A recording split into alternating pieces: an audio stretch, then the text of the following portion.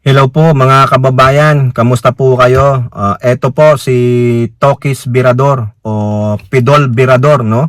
Yung second channel po ni Simply Tokis Vlog. Siguro dagdagan natin ang video dito kahit papano uusad naman, no? Kamusta po kayong lahat? Tayo po ay magbibigay ng ating komento, reaction at opinion sa mga maiinit na usaping politika sa ating bansa. So ang pag-uusapan natin mga kababayan ay dalawang bagay, si Roque at si Willie Rebillame. Kasi po si Willie Rebillame, kung alam nyo naman, namamayagpag siya ngayon mga kababayan. No, mukhang tumataas ang kanyang numero sa survey. Mukhang meron na namang another, "You look wonderful tonight." Yun na naman po tayo mga kababayan, no? So, baka matulad na naman tayo, magsising tambuli na naman tayo. Bakit ko naman binoto ito? Wala naman palang silbi. 'Di ba? Malaman nyo na lang yung mga pronouncement ni Willie Rebillame na hindi pa nga ako senador eh. Bakit mo ako tatanungin sa aking mga plataforma? Kung mag-aaway-away na sila doon sa plenaryo, ay ako'y sisigaw na lang ng hep hep, hooray! Oh, maraming pera sa Senado kaya pwede ko nang ipangtulong yun. Yun naman pala, gusto palang makatulong, gagamitin pa ang Senado. Nako, mahirap yan. Hindi mo ba alam, Willie? Ha? Plunder, 50 million pesos. Makukulong ka at di-disqualify ka na. Moral turpitude. Pag napatunayang nagplunder ka, 'di ba? Alam mo ba yung pinapasok mo? O baka naman nauudyokan ka lang o di kaya naiinggit ka kay Mr. Wonderful Tonight. Wag mo na, no? Kasi po mga kababayan, itong si Willie nagagalit na. Galit na po siya sa mga netizens. Bakit? Diyan po sa politiko, oh. Bakit minamaliit? Willie Rebillame blasts nonsense criticism of celebrity politicos. O ayun nga eh. Yun ang mahirap mga kababayan. No?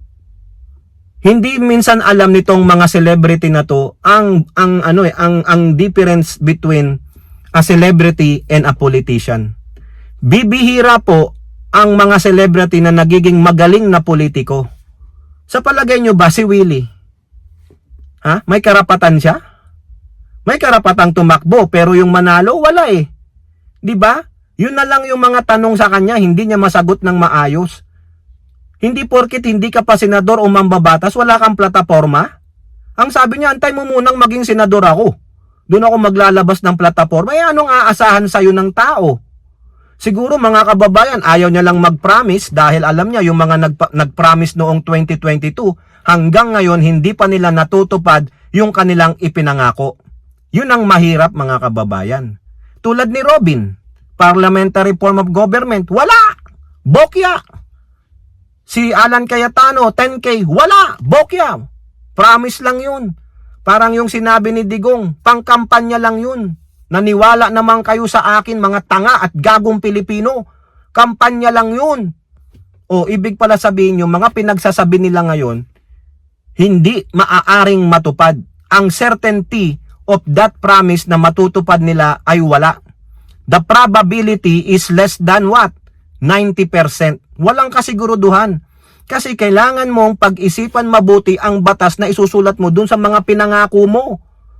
'Di ba? Ngayon, kailangan mong idala yan sa plenaryo para pagtalunan. Hindi mag-aaway, Willie Rebillame. Hindi porket nagtataasan kayo ng boses, nag-aaway na kayo. Ganon po ang debate sa plenaryo ng both houses.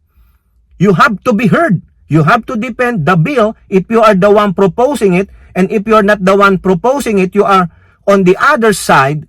Therefore, you have to contradict it. That's the beauty of being a lawmaker.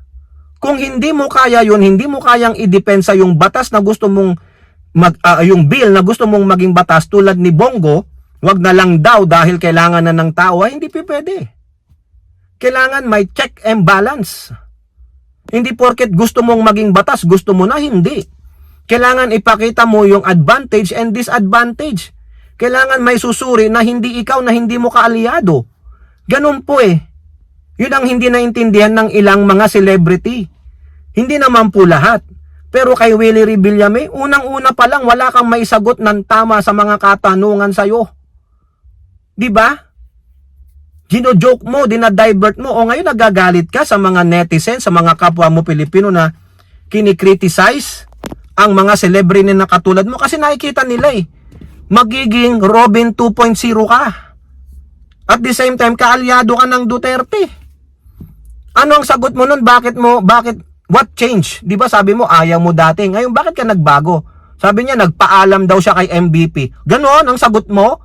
Hindi mo sabihin kasi po, alam nyo, nagbabago rin ang takbo ng panahon. May nakita po tayong hindi maganda at ito ang gusto nating isulong para sa mga kababayan natin. Ganon sana eh. Eh, ang sagot mo, ano, nagpaalam ka kay MVP? Kay Manny Pangilinan? Grabe naman mga kababayan. Tama bang sagot yun? O ngayon, bakit siya nagagalit? Kasi, binabati ko siya. O sabi niya dito, o quote, ha? Sa kampanya, hanap artista. Pag nanonood kayo sa sinehan, sino bang pinanonood ninyo? Artista. Pag nakikinig kayo ng music, sino bang pinakikinggan ninyo? Entertainer. Pag tumatakbo na kami at gusto naming magserbisyo sa inyo, ayaw ninyo. Kasi alam namin. Alam naman namin na anong kakayahan nyo bilang maging mambabatas. Oo, magaling ka na entertainer, magaling kang artista. Ha? Pero magaling ka ba bilang isang politiko? Hindi lang naman yung mag-aabot ka ng ayuda. Hindi lang naman yung mag-aabot ka ng jacket. Remember, your number one function as a lawmaker is a lawmaker. You have to write a bill. Defend it. Diba? At the same time, kailangan alam mo yung mga batas. Diba?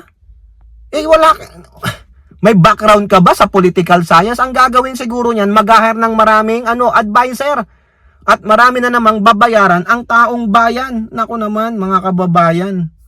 Tapos ngayon, iboboto nyo, ay nako, yung sinasabi niyang bigyan ng jacket yan, pansamantala lang yan. Biruin nyo, papasarhuran nyo ng 1,000 piso. 225,000 ang basic pay, plus the perks and benefits of being a lawmaker. Tapos yung manggagawa, ordinaryong manggagawa, basic pay. Magkano? Sa isang araw. Eh sila, kumukuda ng libo-libong pera. Ang nagtatrabaho, mga advisors nila. Diba? Kaya ikaw, Willie, wag kang balat sibuyas. Kasama yan sa pagiging politiko. Diyan na lang, balat sibuyas kay. O diba, para lang kayong si Ipe. Sabi ni Ipe noon, sa lahat ng bumabatikos.